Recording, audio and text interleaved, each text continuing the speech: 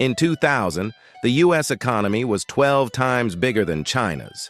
Today, barely 1.5x. And on purchasing power, China passed America in 2017 and never looked back. The rich world isn't rich anymore. It's just in debt. Look at this chart. In 2000, U.S. GDP was $10.25 trillion.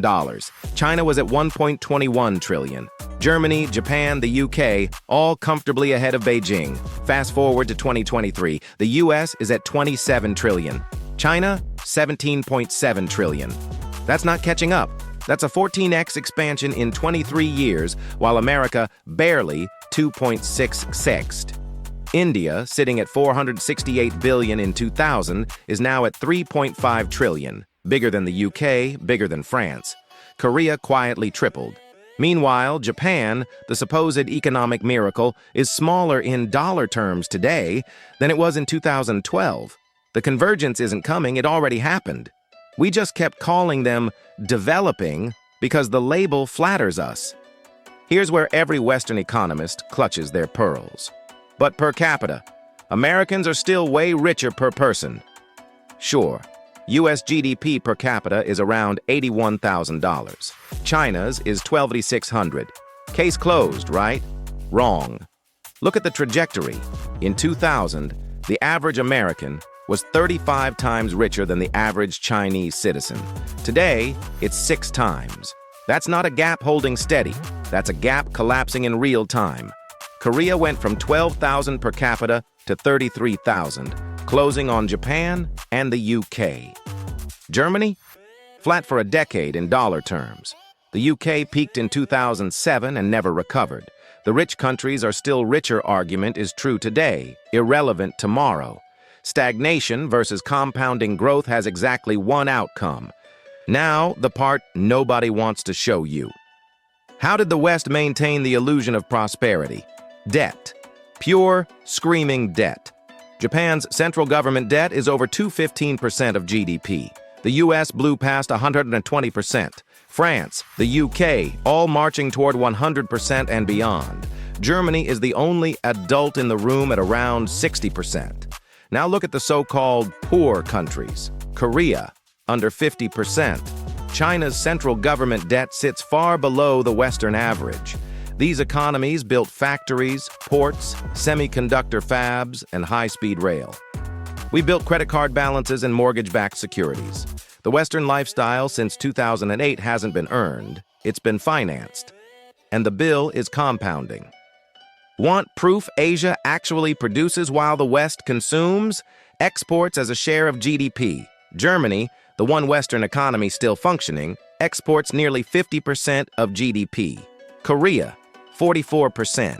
These are real factories making real things people pay real money for. The US, 11%.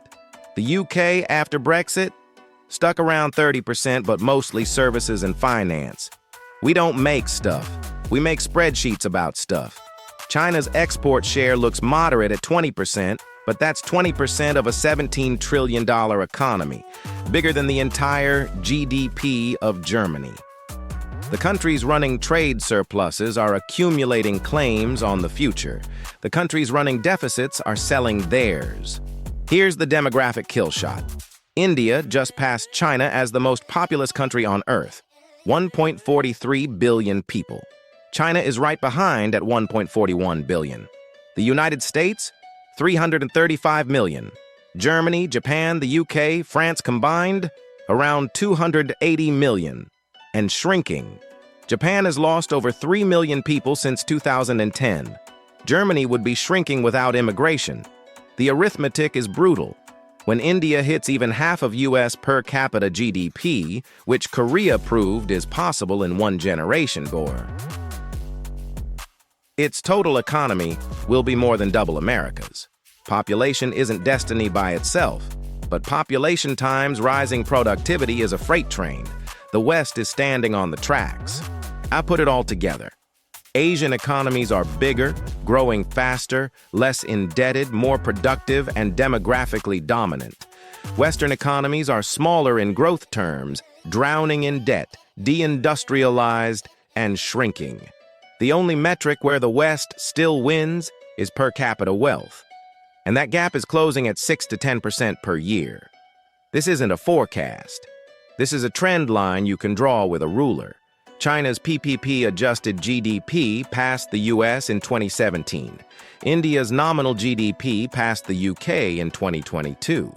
Korea's per capita GDP passed Japan's in 2018. The power transfer isn't coming. It's already half finished. We just haven't updated our vocabulary. The verdict is in the data, not my opinion.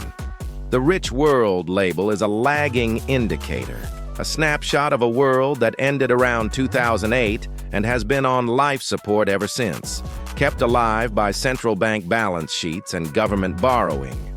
Meanwhile, Asia spent 2 decades building actual capacity. More factories, more engineers, more exports, more people, less debt. The math doesn't care about our narratives. By 2035, on current trajectories, China's nominal GDP overtakes America's. India passes Germany and Japan. Korea passes the UK on per capita. The 21st century isn't going to be Western. It already isn't. The only question is how long we keep pretending.